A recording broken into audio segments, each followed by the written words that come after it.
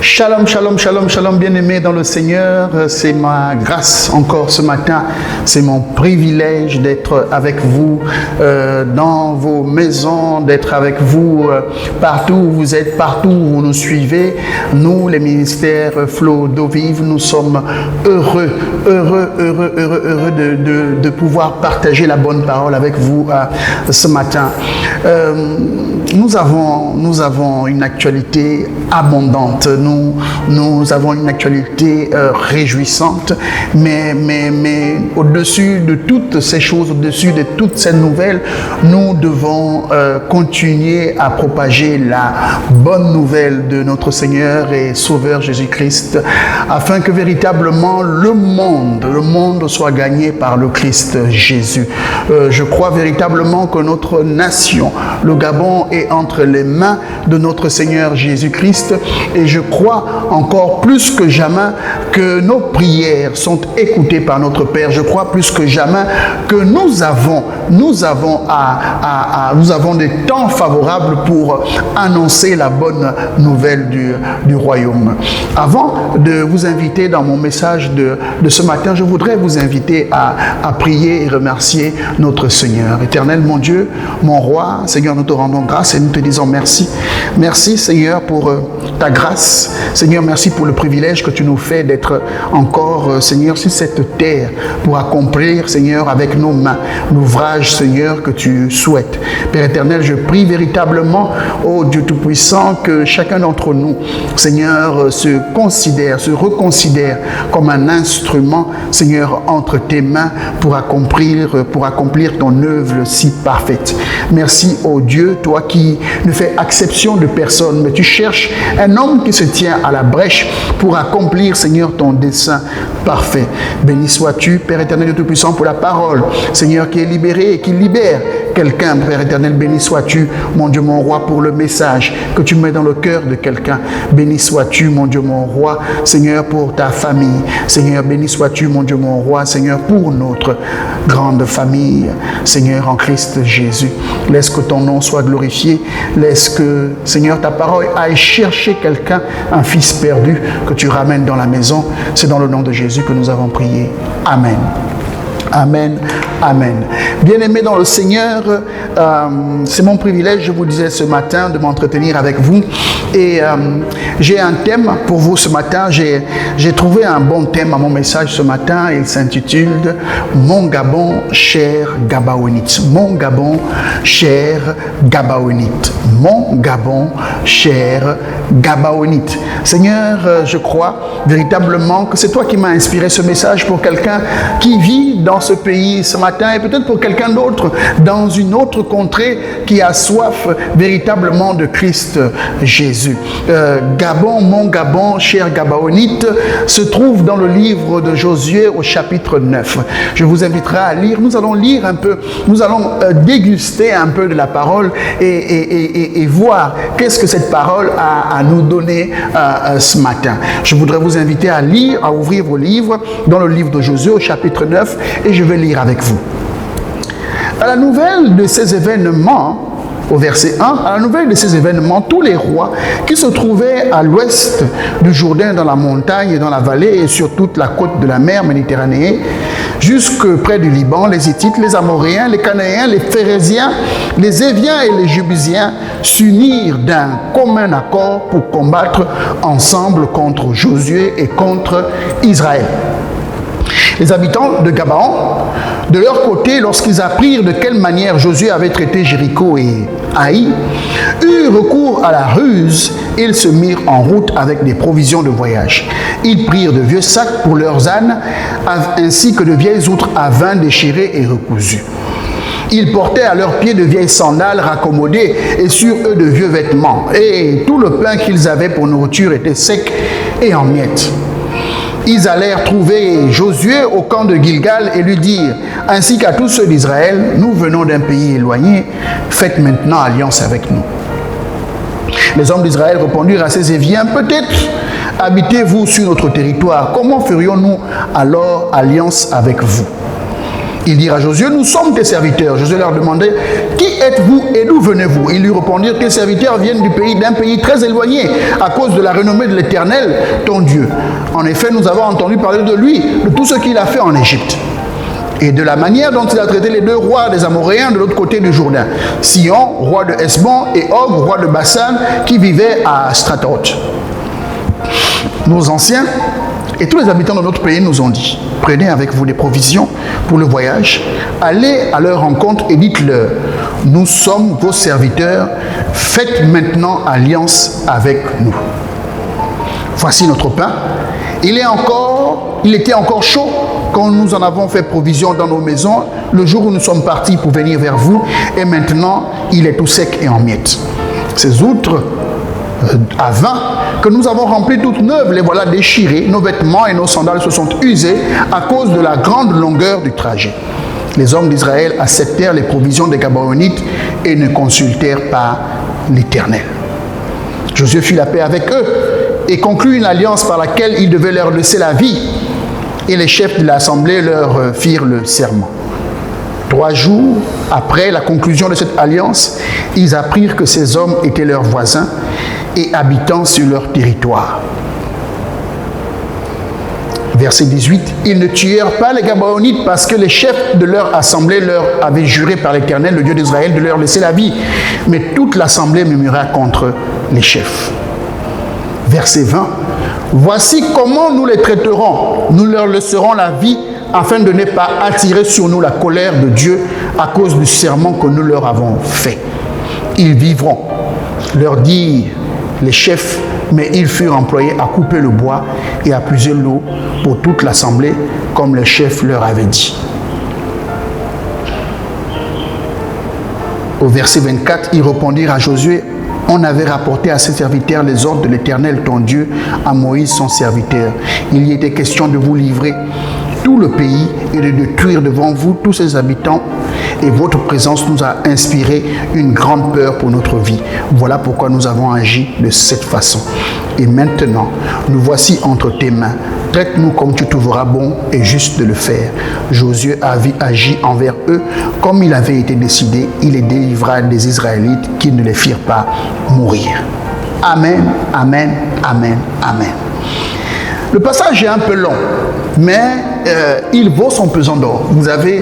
Il y a de quoi méditer à l'intérieur, il y a de quoi s'abreuver à l'intérieur. Il y a dans ce passage beaucoup de symboles, beaucoup d'histoires, beaucoup d'échanges en réalité entre deux peuples qui peuvent nous servir dans notre méditation de ce jour.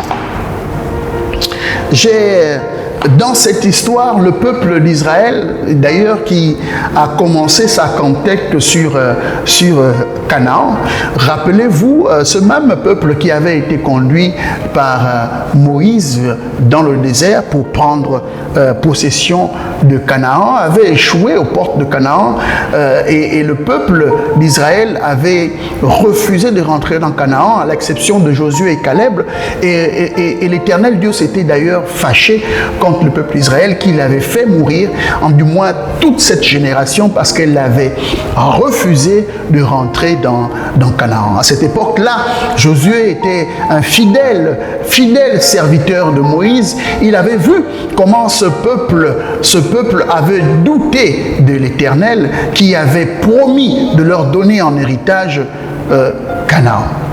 Bien-aimés, il faut que nous puissions savoir, il faut que vous sachiez que depuis le jardin d'Éden, où l'Éternel Dieu avait donné à l'homme le jardin en héritage.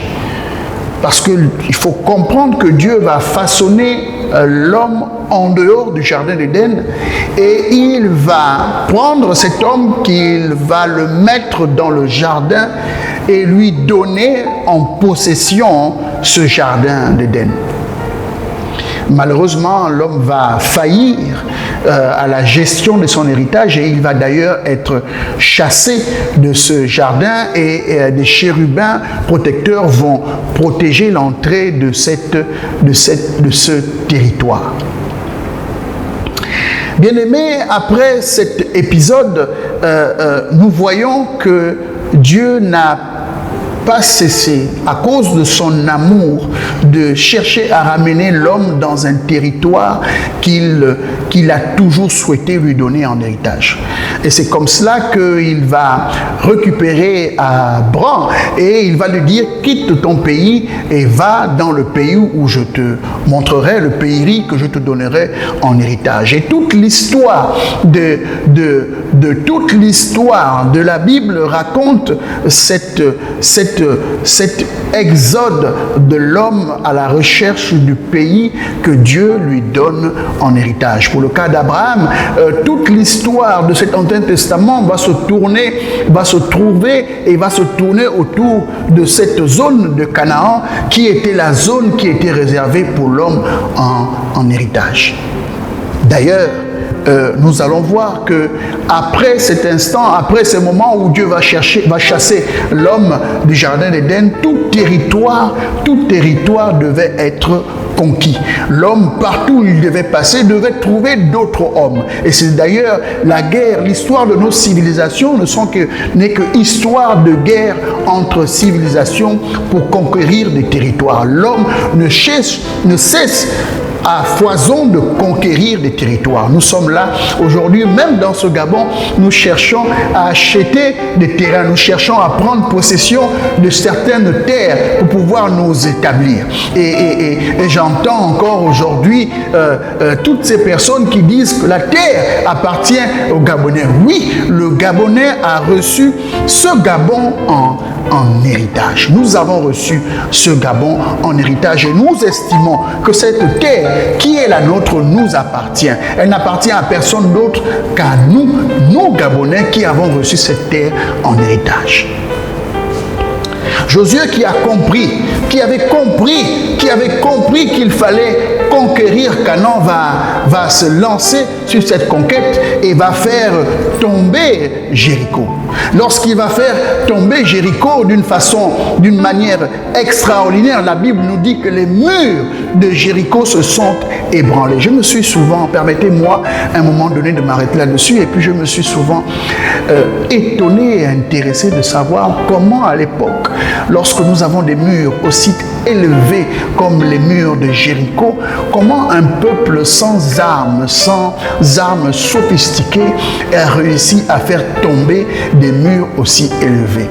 Et la réponse se trouve en Christ Jésus. Nous voyons que la puissance de Dieu arrive à faire tomber les murs. Le peuple conduit par Josué va inspirer de la crainte à tous les paysans, à tous les pays et toutes les contrées de Canaan qui étaient occupées. Jéricho va tomber et ensuite, après Jéricho, c'est Haï qui va tomber. Après Haï, après ses exploits, nous voyons que arrivé dans cette zone de Gabaon, plusieurs rois apeurés par la violence, par le Dieu d'Israël, vont faire alliance. Les Hittites, les Amoréens, les Cananéens, les Phérésiens, les Éviens et les Jébusiens vont faire alliance pour s'opposer au peuple d'Israël et ne pas perdre leur territoire. La mission de Dieu était claire pour le peuple d'Israël. Tout détruire. Tout détruire. Il fallait tout détruire. Tous les peuples qui vivaient sur Canaan, il fallait les détruire. Il n'y avait pas de possibilité pour ces peuples d'échapper à la sanction de Dieu. Il n'y avait pas de possibilité pour ces peuples de cohabiter avec le peuple d'Israël. Bien-aimés, il y a des moments où, si nous voulons aller en conquête, nous devons tout détruire. Il y a des habitudes, il y a des circonstances, il y a des choses, il y a des terrains, si nous voulons les conquérir, il nous faut tout détruire.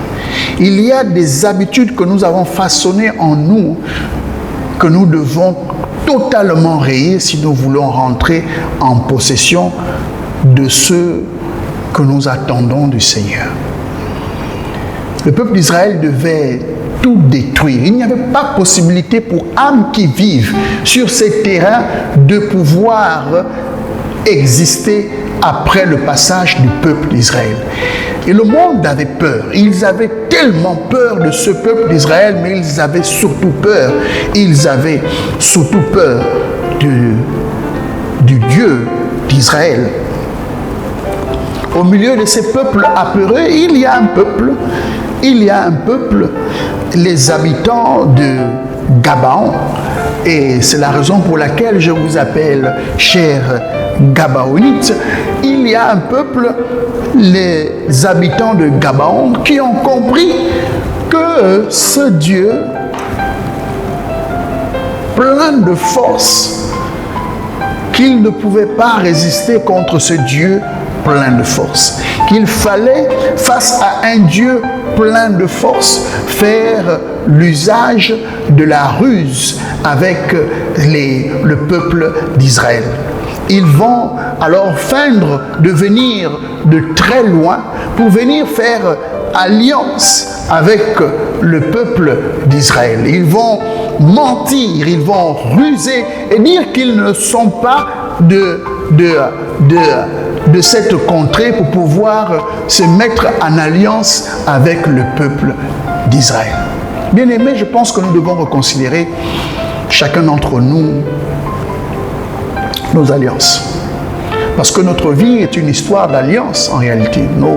Le choix de notre partenaire, mari et femme, le choix de nos amis, le choix de nos contemporains, nos choix que nous faisons doivent être reconsidérés. Reconsidérer lorsque nous avons à faire le choix, mais reconsidérer lorsque nous avons fait alliance. Parce qu'il y a des gens avec qui nous sommes en alliance, et que ce soit le mari ou la femme, que ce soit des amis avec qui nous fonctionnons, nous devons mesurer l'engagement que nous avons pris envers eux. Parce que, bien aimé, lorsque nous avons fait une alliance avec quelqu'un, nous ne pouvons pas faire marche arrière. À cause de nous, à cause de toi, à cause de ton alliance avec l'Éternel, celui qui est en alliance avec toi bénéficie de la bénédiction de l'Éternel. À cause de ton alliance avec l'Éternel, celui qui est avec toi bénéficie de ton alliance. Les Gabaonites avaient compris qu'en rentrant en alliance avec le peuple d'Israël, ils pouvaient échapper à la colère du Dieu d'Israël. Ils allèrent rencontrer le peuple d'Israël avec des provisions de voyage. Ils ont pris ces provisions comme pour offrir au peuple d'Israël des présents, des cadeaux pour pouvoir honorer leur alliance. Bien-aimé, il n'y a pas d'alliance sans présent. Il n'y a pas d'alliance sans cadeau. Il n'y a pas d'alliance sans don. Tu es en alliance avec l'Éternel. Je te demande, où sont tes provisions? Si tu es en alliance avec l'Éternel, je te demande, où sont tes provisions? Dans l'histoire de l'alliance, il y a toujours il y a toujours dans l'alliance un plus fort et un plus faible.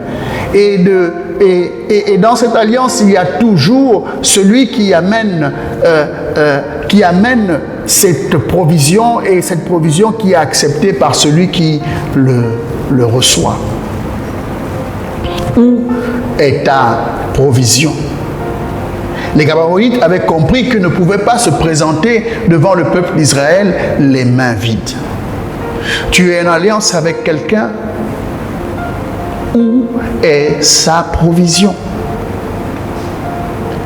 Tu es en alliance avec un père spirituel, et je te pose la question, où est ta provision? Tu es en alliance avec une femme qui t'aide, une aide semblable. Si c'est ton aide semblable, alors elle doit voir ta provision. Tu es en alliance avec un ami à toi que tu chéris de tout ton cœur.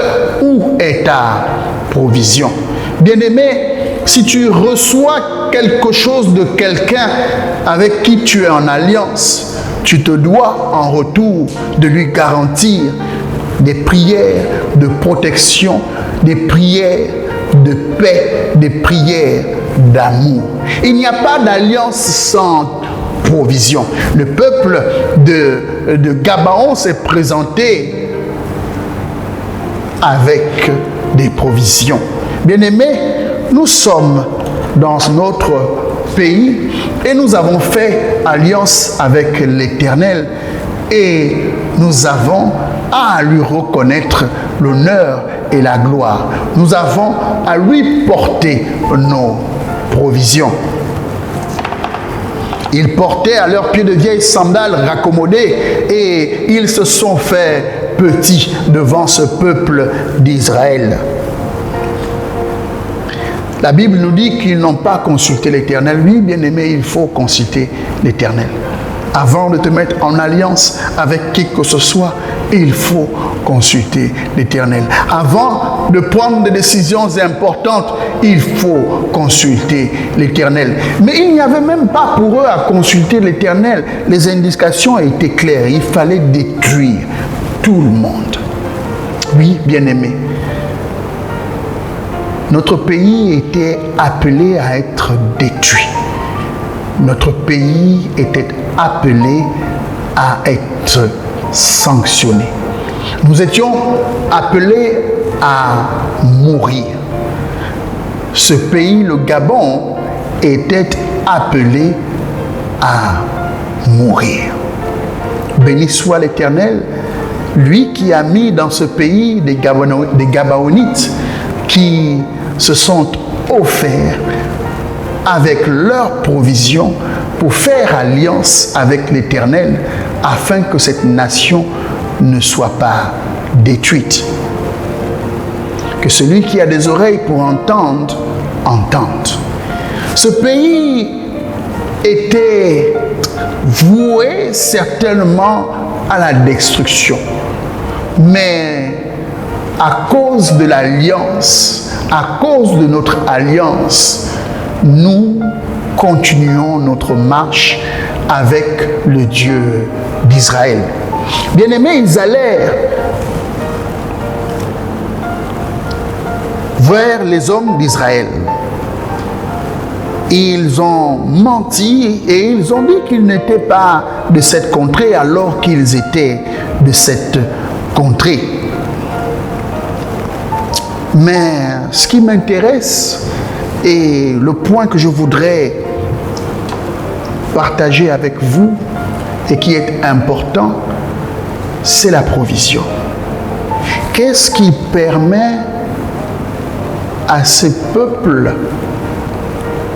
à ces Gabaonites, de sceller leur alliance avec le peuple d'Israël? Qu'est-ce qui permet à ces peuples d'échapper à cette sanction? La Bible dit au verset 13 du chapitre 9 de Josué, Je vais commencer par le chapitre 12. Voici notre pain. Il était encore chaud quand nous en avons fait provision dans nos maisons, le jour où nous sommes partis pour venir vers vous, et maintenant il est tout sec en miettes. Et ces outres à vin que nous avons remplies toutes neuves, les voilà déchirées. Nos vêtements et nos sandales se sont usés à cause de la très grande longueur du trajet. Au verset 14, la Bible dit: les hommes d'Israël acceptèrent les provisions des Gabaonites et ne consultèrent pas l'Éternel. Bien-aimés, je me suis posé la question de savoir pourquoi ont-ils accepté des provisions qui étaient usées? Pourquoi ont-ils accepté du pain rassis en miettes et de vieilles outres de vin qui, a priori, ne représentaient aucune valeur? Pourquoi ce peuple d'Israël qui avait tout reçu de l'Éternel, qui avait détruit Jéricho, qui avait détruit Haï, qui était plein de ressources et de richesses, pourquoi ce peuple a-t-il accepté du pain rassis et de vieilles outres de vin? Oui, bien-aimés, le symbole nous renvoie évidemment à quelque chose d'important. Oui, bien-aimés, il y a derrière ce pain rassis, émietté, ce pain complètement usé, ce pain qui n'était plus chaud, ce pain qui était tout sec et émietté, une valeur certaine que le peuple d'Israël ne pouvait pas refuser. Il y a derrière ces outres de vin qui étaient remplies toutes neuves et qui étaient maintenant déchirées, il y a derrière ces sandales et ces vêtements usés un symbole certain. Il y a derrière tout ce pays en lambeaux, il y a derrière nos routes qui sont cassées, il y a derrière nos écoles qui sont usées, il y a derrière tous ces morts qui ont jonché les rues ou les villes de notre pays. Il y a derrière ce sang qui a coulé dans cette nation. Il y a derrière toute cette paupérisation. Il y a derrière toutes ces difficultés. Il y a derrière nos cris et nos pleurs dans ce pays, dans cette nation. Il y a derrière la souffrance de chaque Gabaonite, chaque Gabonais dans cette nation. Il y a un symbole qui est certain. Il y a derrière le Christ Jésus. C'est lui qui est le pain de vie, c'est lui la vigne, c'est lui véritablement le cep, c'est lui à qui nous avons crié, c'est vers lui que nous avons élevé nos voix, c'est vers lui que nous avons tendu, c'est lui que nous avons offert, c'est lui qui s'est lui-même offert afin de recevoir afin de nous donner cet héritage qui est le Gabon. Les Gabonites ont présenté en réalité au peuple d'Israël le Christ Jésus. Ils ne pouvaient pas refuser parce que le symbole qu'ils offraient était celui qui sauve. Oui, bien-aimé, c'est le Christ qui sauve notre nation. C'est le Christ qui sauve notre nation. C'est le Christ qui sauve notre nation. C'est le Christ qui entend les pleurs des femmes et des enfants. C'est le Christ qui entend la souffrance des Gabaonites. C'est le Christ qui nous préserve de la destruction totale. Oui, bien-aimés, alors que ces mots sont prononcés, je voudrais t'inviter à rentrer dans l'alliance. Telle l'alliance qui a été faite entre les Gabaonites et le peuple d'Israël. Je voudrais, toi, t'inviter, toi, Gabonais, maintenant à rentrer dans l'alliance avec le Dieu d'Israël. Je voudrais t'inviter à présenter ta provision, le pain qui a été rassis, émietté, frappé, qui a été fouetté, qui a souffert sur la croix de Golgotha.